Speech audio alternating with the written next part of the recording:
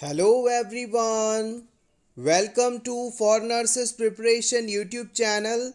I am Neeraj Kumar Kathal. Today is 23rd March 2022 and today's important MCQs for upcoming nursing jobs exams are: first question, commonest cause of blindness in India. Bharat में blindness का सबसे बड़ा कारण क्या है?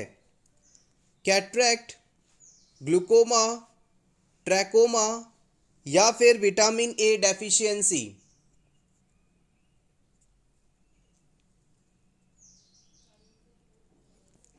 The right answer is option A, it is cataract.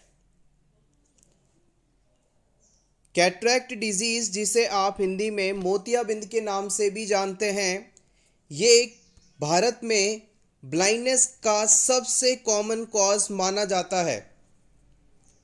Basically cataract disease में आई का जो लेंस होता है उसमें ओपेसिटी देखी जाती है, यानी उसमें कुछ प्रोटीन्स का एक्यूमुलेशन हो जाता है जिसकी वजह से पर्सन को दिखाई नहीं देता, या यूं कहें कि लेंस की ट्रांसपेरेंसी खत्म हो जाती है.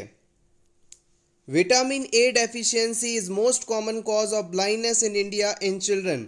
अगर आपसे पूछ लिया जाए कि चिल्ड्रन के अंदर ब्लाइंडनेस का सबसे बड़ा कारण क्या है, तो आप बताएंगे विटामिन ए. इन दोनों ही पॉइंट्स का ख्याल रखिएगा. अगर अडल्ट्स के बारे में पूछ रहा है या अडल्ट या चिल्ड्रन दोनों में से कुछ भी मेंशन नहीं है, तब आप बताएंगे cataract.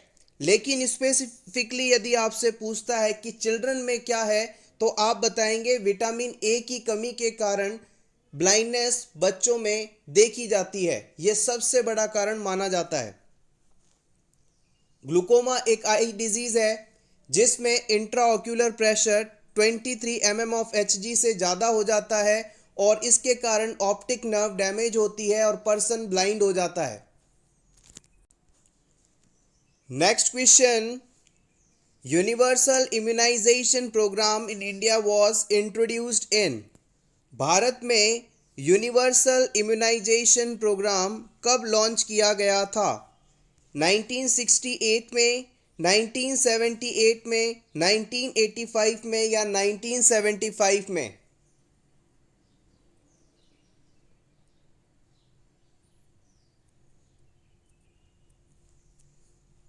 The right answer is option C, it is 1985.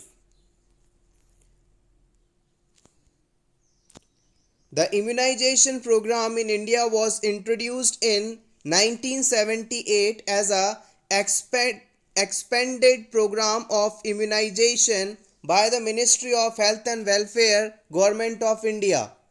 Bharat में सबसे पहले इम्यूनाइजेशन का जो प्रोग्राम लॉन्च हुआ था उसका नाम था expanded programme of immunisation in India. ये भारत सरकार द्वारा 1978 में सबसे पहले लॉन्च किया गया था. इन 1985 the program was modified as universal immunization program to be implemented in phased manner to cover all the districts in the country by 1989 to 90 with the one of largest health programs in the world. अब भारत सरकार द्वारा EPI programme जो launch किया गया था ये सिर्फ cities तक, महानगरों तक, शहरों तक ही सीमित था. फिर सरकार ने सोचा कि क्यों ना इस इम्यूनाइजेशन सर्विस को, वैक्सीनेशन प्रोग्राम को पूरे भारत में लॉन्च किया जाए. तो इसके लिए इस प्रोग्राम का नाम चेंज किया गया यूआईपी. ईपीआई से यूआईपी बनाया, यानी यूनिवर्सल इम्यूनाइजेशन प्रोग्राम, और इसे 1985 में लॉन्च किया गया था. इस प्रोग्राम का उद्देश्य था कि भारत के सभी डिस्ट्रिक्ट्स तक वैक्सीनेशन सर्विस पहुंच सके, और ऐसा होने के साथ ही 1989 या 90 तक ये वर्ल्ड का सबसे बड़ा वैक्सीनेशन प्रोग्राम भी बन जाए. ये सभी इंफॉर्मेशन इंपॉर्टेंट है फॉर अपकमिंग सीएचओ एग्जाम. आप चाहें तो इसका स्क्रीनशॉट ले सकते हैं. Question number 3, A client who has been on a psychiatric unit for several weeks continually talks about delusional material.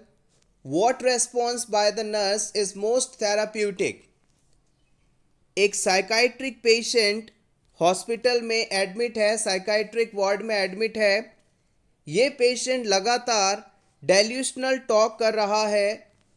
इस सिचुएशन में एज अ नर्स आपके द्वारा कौन सा एक्शन लिया जाएगा जो कि सही होगा, थेराप्यूटिकली करेक्ट होगा? Option 1, ask the client to explain the dilution.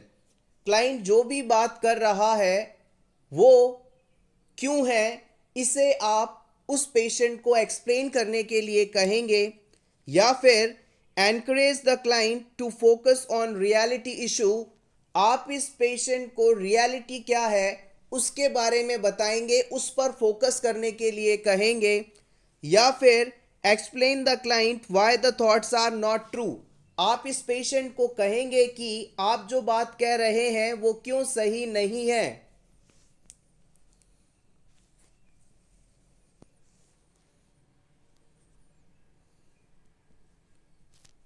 The right answer is option 3. देखिएगा यहां पर ये टाइपिंग एरर है। Exactly the answer is option 2, encourage the client to focus on reality issue. सबसे पहले हम समझते हैं कि डेल्यूशन शब्द का मतलब क्या है। इससे आपको इस क्वेश्चन का आंसर क्लियर हो जाएगा।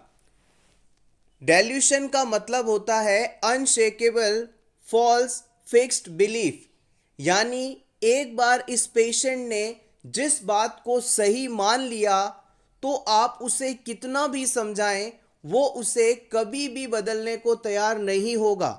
उसने एक बार जो गलत चीज़ बिठा ली दिमाग में तो वो हमेशा उसे ही सही मानेगा, चाहे आप कितने भी फैक्ट्स उसे क्यों ना बता दें। इस सिचुएशन में नर्स का थेराप्यूटिक रिस्पॉन्स रहता है कि हम इस पेशेंट को एनकरेज करेंगे कि एग्जैक्टली जो बात वो कर रहा है वो सही नहीं है, रियलिटी क्या है इस पर हम उसे फोकस करने के लिए कहेंगे। डेल्यूशनल पेशेंट को आप कभी ऐसा नहीं कह सकते कि आप जो कह रहे हो वो गलत है। अगर आप ऐसा कुछ करते हैं तो इससे जो नर्स पेशेंट रिलेशनशिप है वो खराब हो सकती है, पेशेंट का आपके ऊपर से ट्रस्ट कम हो सकता है। इसलिए कभी भी आप उसे डायरेक्टली नहीं कहेंगे कि आप गलत हैं। हाँ, आप उसे रियलिटी क्या है इस चीज़ के बारे में धीरे धीरे बताना शुरू करेंगे, जिससे उसकी जो डेल्यूशनल थिंकिंग है वो बदलेगी।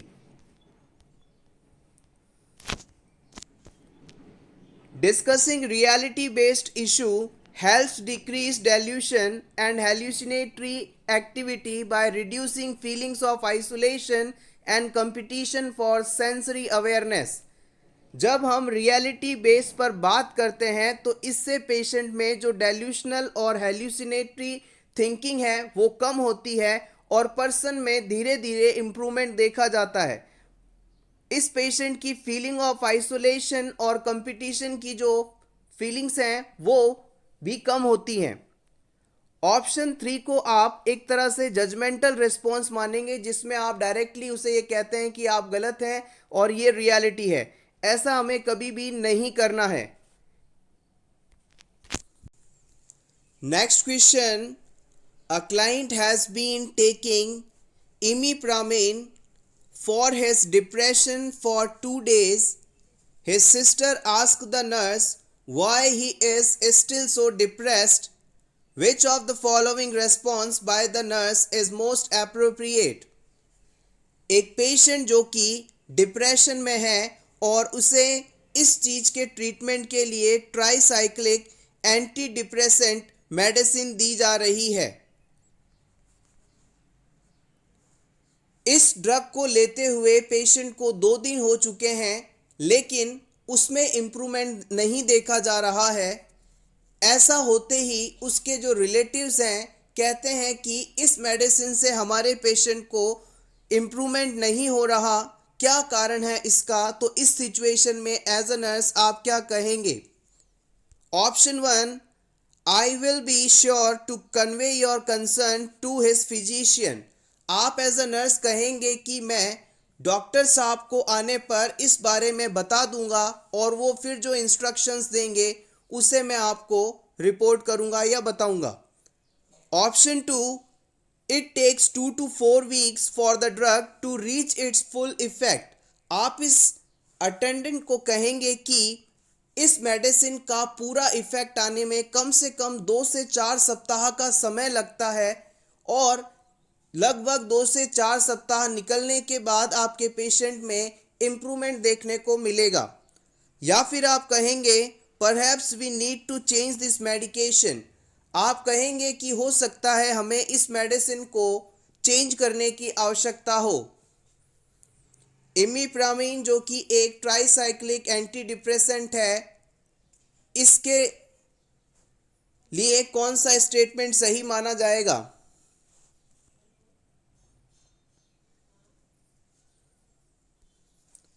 The right answer is option C. Sorry, it is also a typing error. The right answer is option 2.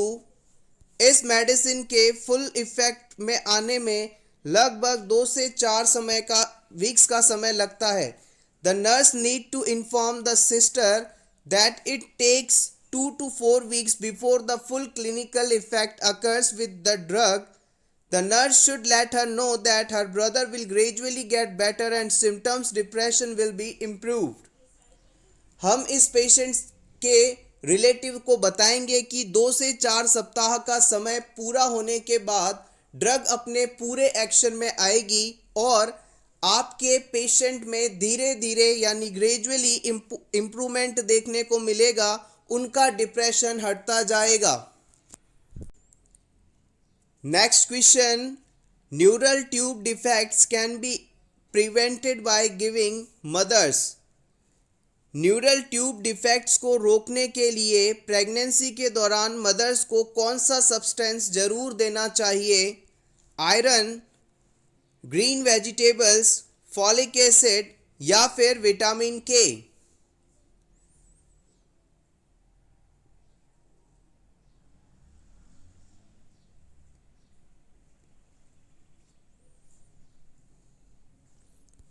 The right answer is option C.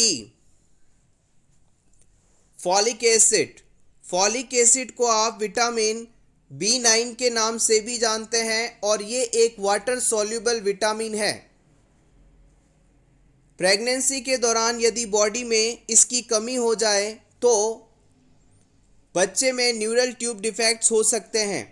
जब भी फैमिली प्लानिंग की शुरुआत की जाती है तो अराउंड 1 month प्रियर इस मेडिसिन को या इस विटामिन B9 को दिया जाना शुरू कर दिया जाता है। आयरन, विटामिन B12 और फॉलिक एसिड ये एनीमिया के ट्रीटमेंट में भी इस्तेमाल किए जाते हैं। Next question, the most common symptom of food born illness is. अगर किसी पर्सन ने कोई कंटैमिनेटेड फूड आइटम खाया है तो इसमें सबसे ज़्यादा देखे जाने वाला सिम्टम कौन सा डेवलप होगा? Kidney failure, diarrhoea, skin rashes या फिर headache?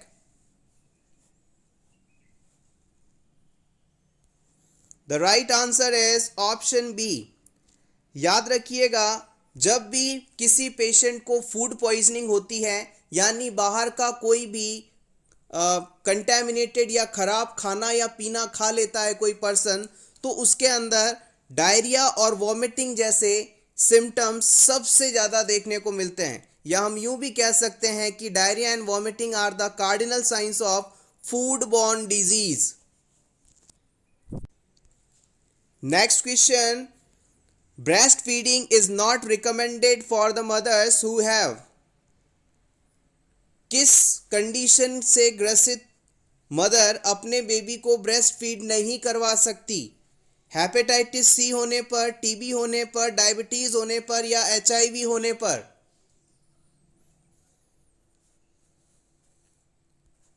The right answer is option D, HIV होने पर। अगर किसी वुमेन में हेपेटाइटिस बी है, एचआईवी है या फिर क्रैकर्ड निपल्स हैं तो ये मदर्स अपने बच्चे को ब्रेस्ट फीड नहीं करवा सकती। It is totally absolutely contraindicated. Next question, identify the calcium channel blockers from the following. आपको इन चारों ऑप्शंस में से कैल्शियम चैनल ब्लॉकर ड्रग कौन सी है इसे आइडेंटिफाई करना है। प्रीवियस एग्जाम में इस क्वेश्चन को पूछा भी गया है। नेफेडिपाइन, एटेनॉल, लेसेक्स या फिर mannitol?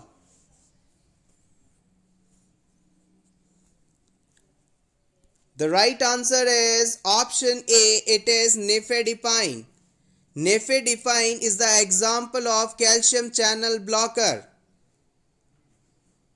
Atenolol is a beta blocker. Lasix and mannitol both are the diuretic medicines. Lasix सबसे ज़्यादा पूछे जाने वाला, सबसे ज़्यादा इस्तेमाल किया जाने वाला लूप डाइयूरेटिक मेडिसिन है जो कि यूरिन आउटपुट को बढ़ाने के लिए इस्तेमाल किया जाता है। लेसेक्स ड्रग के अंदर साल्ट होता है फ्रूसेमाइड। मैनिटॉल इंट्राक्रेनियल प्रेशर को कम करने के लिए इस्तेमाल किया जाता है। ये एक ऑस्मोटिक डाइयूरेटिक का एग्जाम्पल है। इसे जब भी इन्फ्यूज़ किया जाता है रैपिडली किया जाता है। Next question, the nurse is caring for a client with a malignancy. The classification of primary tumor is TIS. The nurse plans to care for a tumor. किसी कैंसर वाले पेशेंट की report में आपको TIS अगर लिखा मिले तो इस पेशेंट के लिए किस प्रकार की केयर आप प्रोवाइड करेंगे?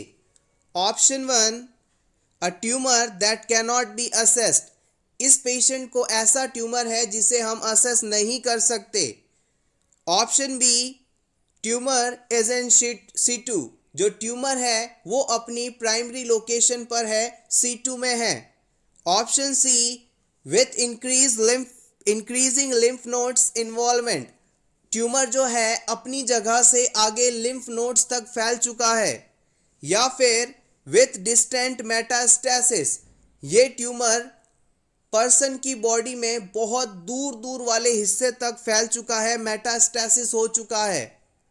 TIS होने पर बेसिकली क्या मीनिंग है, किस प्रकार की केयर दी जाती है, ये आपको बताना है। Basic and important.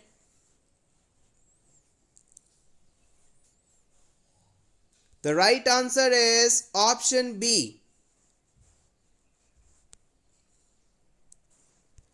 जब भी आपको ट्यूमर इन C2 या कैंसर इन C2 लिखा मिले तो इसका मतलब है कि जो कैंसर है वो अपनी ओरिजिन साइट या प्राइमरी साइट पर ही मौजूद है। Cancer is graded in terms of tumour grade, node involvement and metastasis. आपने नाम सुना होगा TNM क्लासिफिकेशन का, जो कि ये बताता है कि पेशेंट में किस लेवल तक कैंसर हो चुका है।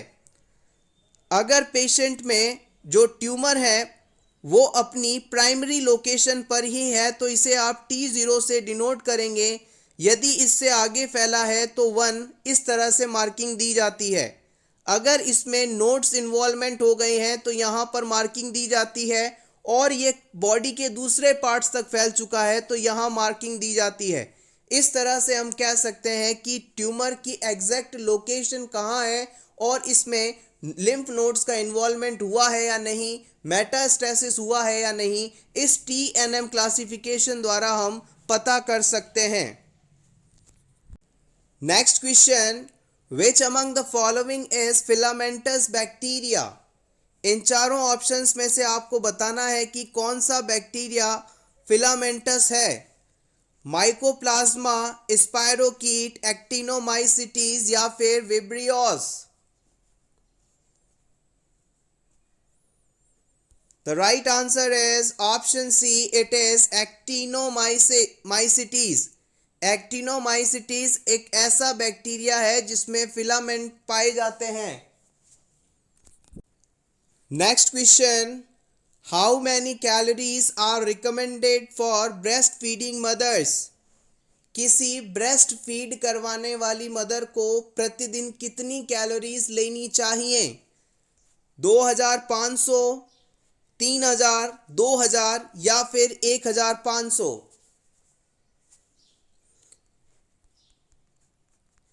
ये सभी वैल्यूज कैलोरी में हैं, किलो कैलोरी में।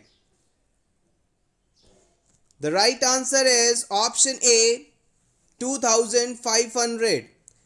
याद रखिएगा, नॉर्मली जितनी किलो कैलोरी एनर्जी एक मदर को चाहिए होती है उससे 300 कैलोरीज प्रेगनेंसी के दौरान दी जाती है या उसे एक्स्ट्रा चाहिए होती है। और ब्रेस्ट फीड करवाने वाली वुमेन को टोटल एनर्जी के साथ 500 किलो कैलोरी एनर्जी एडिशनली चाहिए होती है। ये दोनों ही पॉइंट्स प्रीवियस नर्सिंग एग्जाम्स में पूछे गए हैं, इंपॉर्टेंट है। Next question, patient suffering with high blood pressure should be given. किसी पर्सन को हाइपरटेंशन है, हाई बीपी की प्रॉब्लम है, तो आप उसे क्या देंगे? हाई प्रोटीन डाइट देंगे, लेस फाइबर डाइट देंगे, लेस सोडियम डाइट देंगे या फिर less saturated fatty acid diet देंगे?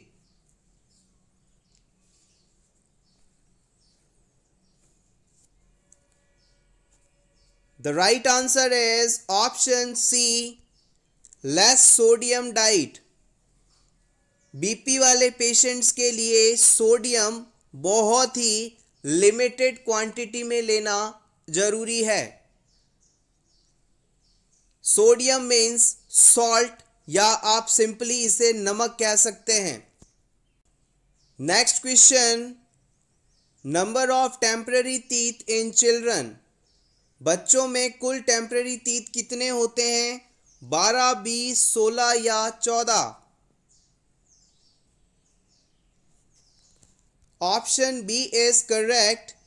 टेम्पररी टीथ जिसे आप दूध के दांत, डेसिडुअस टीथ, फर्स्ट टीथ कह सकते हैं और इनकी संख्या 20 होती है। परमानेंट टीथ 32 होते हैं। Thank you so much everyone for watching this complete video. Best of luck.